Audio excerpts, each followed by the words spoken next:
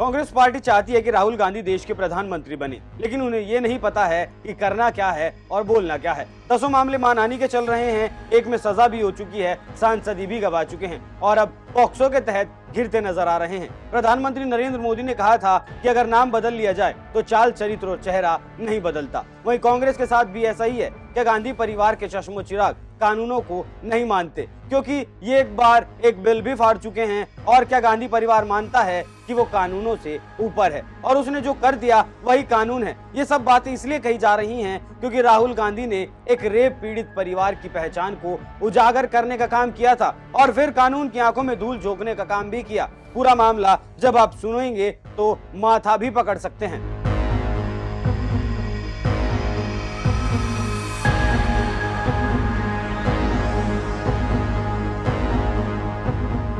नमस्कार, NMF news देख रहे हैं आप। मैं हूं आपके साथ अभिषेक पुंडीर।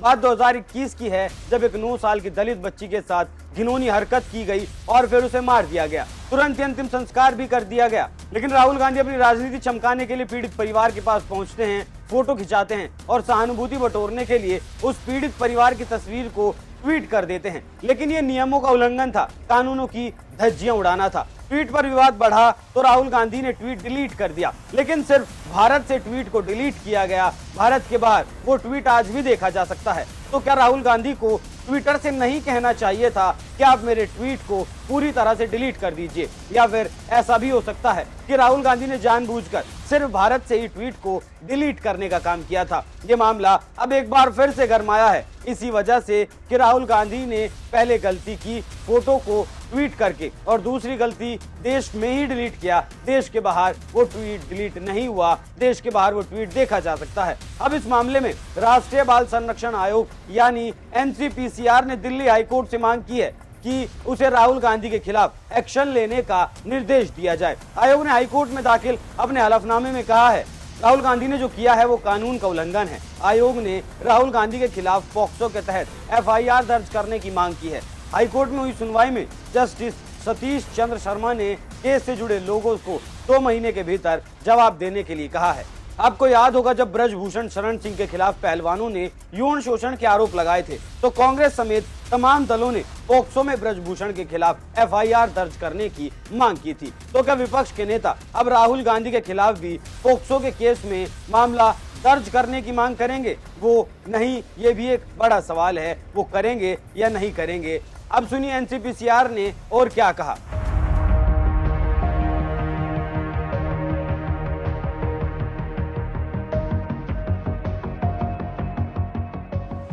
ट्विटर ने केवल भारत से हटाई पोस्ट। एनसीपीसीआर ने अपने हलफनामे में कहा कि ट्विटर ने अपना काम सही तरीके से नहीं किया, उसे इस विवादित ट्वीट को पूरी तरीके से हटा देना चाहिए था, लेकिन उसने इसे केवल भारतीय डोमेन से हटाया। एनसीपीसीआर का कहना है कि राहुल गांधी ने जो अपराध किया था वो अभी भी कायम है, क्योंकि वो तस्वीर आज भी लोगों के देखने के लिए उपलब्ध है। आज भी परिवार की पहचान उजागर है, क्योंकि भारत के बाहर कहीं भी ये पोस्ट देखी जा सकती है। भारत को छोड़कर सभी देशों में इसे देखा जा सकता है। अब यहाँ ये भी जानना जरूरी है क्या राहुल गांधी को इसकी खबर नहीं थी? ऐसा होने की संभावना वैसे तो बेहद कम नजर आती है, क्योंकि राहुल गांधी के पास एक पूरी टीम मौजूद होगी सोशल मीडिया को मैनेज करने के लिए। हर छोटी बड़ी घटना पर नजर रखी जाती होगी, तो ऐसा होने की संभावना बेहद कम है कि राहुल गांधी को नहीं पता होगा कि ये ट्वीट सिर्फ भारत के डोमेन से डिलीट किया गया है, बाकी विश्व भर में इस ट्वीट को देखा जा सकता है। इसलिए राहुल गांधी अब इस मुसीबत में फंस सकते हैं और अगर राहुल गांधी इस मामले में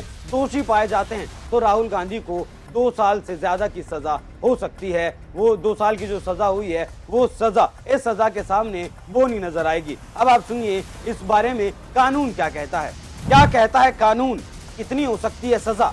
किशोर न्याय अधिनियम, ये अधिनियम 2015 में बनाया गया था और इसमें बाल अपराधों को अलग अलग वर्गीकृत किया गया था। इस अधिनियम के मुताबिक गंभीर अपराध का अर्थ बताया गया है। ये ऐसे अपराध हैं जिनके लिए किसी भी कानून के तहत सजा 3 से 7 साल के बीच जेल की है। जघन्य अपराध की श्रेणी में ऐसे अपराधों को रखा गया है जिसके लिए किसी भी कानून के तहत कम से कम सजा 7 साल या उससे ज्यादा की जेल है। दंड प्रक्रिया संहिता के तहत मामलों में मुकदमे की प्रक्रिया का पालन करते हुए दोनों छोटे अपराधों और गंभीर अपराधों का निपटारा बोर्ड की तरफ से किए जाने का भी प्रावधान है।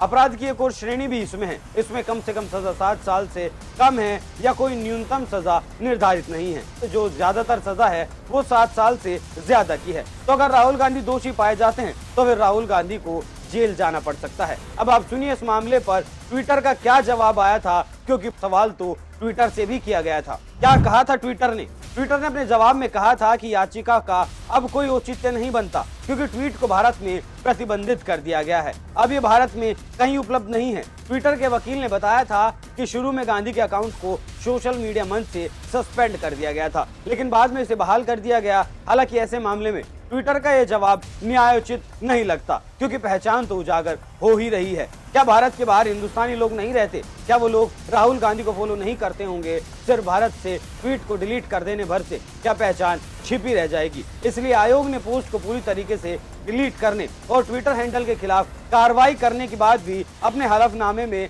हाई कोर्ट में कही है। ट्विटर की निष्क्रियता पीड़िता की पहचान को उजागर करती है और ये भारतीय कानूनों का उल्लंघन भी है। अब आप पूरा मामला भी एक बार सुन लीजिए कि आखिर ये पूरा मामला था क्या। ये मामला दिल्ली के गांव का है, जहां 1 अगस्त 2021 को 9 साल की एक नाबालिग शमशान घाट के वाटर कूलर से पानी लेने के लिए गई थी, जहां दुष्कर्म के बाद बच्ची की हत्या कर दी गई। इस मामले में शमशान घाट के में मौजूद मंदिर के पुजारी समेत 4 लोगों को आरोपी बनाया गया है। बच्ची की मां का आरोप था कि परिवार से बिना पूछे बच्ची का अंतिम संस्कार भी कर दिया गया। पुलिस के मुताबिक आरोपियों ने घटना के बाद परिवार को बुलाया और कहा कि वाटर कूलर से पानी भरने के दौरान बच्ची को करंट लगा और उसकी मौत हो गई। इस मामले का एक और एंगल सुनिए।